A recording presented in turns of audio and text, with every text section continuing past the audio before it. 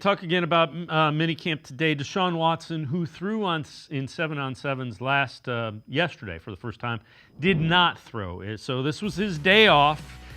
So he did not throw. It was expected to throw again in 7-on-7s tomorrow and at training camp. Watson talked about the value of taking those mental reps. I mean, you just get a different perspective of, of what you're seeing. Sometimes playing the quarterback position, you don't see everything. You don't get to see the backside coverage or what defenders do. But when you take those mental reps, you can kind of see what everyone is doing on different coverages and different routes.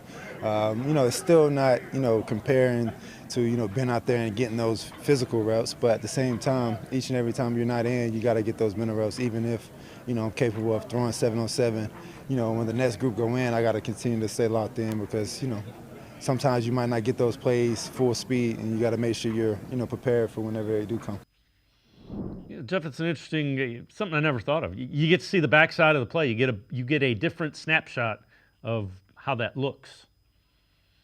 And this has been something, that some people have talked about this Browns offense, under Kevin Stefanski for, the totality of the time it's been here is, there's a lot of time where there's been a lot of backside digs where quarterbacks rush to their first, second read, and they were either contested throws, incomplete throws. But meanwhile, there were guys, running the third and fourth routes of the, basically progression within the play.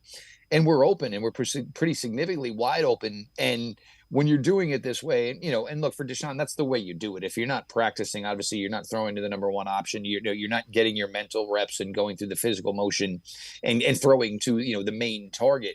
But there is, certainly some nuance to that and belief that, that is something that, he should think about and he should consider. And even the bigger reason is going to be is, there's not a lot of teams in the NFL that say, well, I don't want my quarterback throwing to the third or fourth option anyway, because most likely, who is that guy?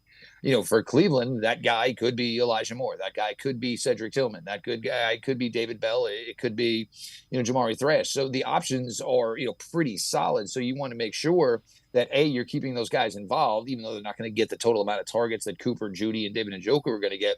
But you want to make sure they're getting their work too. So, God forbid, hey, there's a game where, hey, this team is down their third corner. Their top two corners are good. Maybe a tougher week for Judy. Maybe a tougher week for Amari Cooper.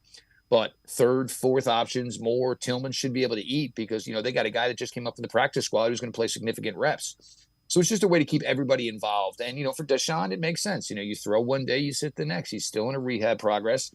He is progressing, even though the naysayers still want to continue to bring up that he's not.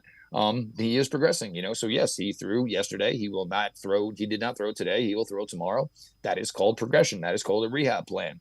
So I think everything's pretty much going the way it is. And I think one of the biggest things, and probably when you brought up maybe where it was kind of a quiet day, it's a quiet day if number 4 is not doing much, because that's normally the, the big focal point of, what a lot of people want to read about, what a lot of people are going to cover and write about.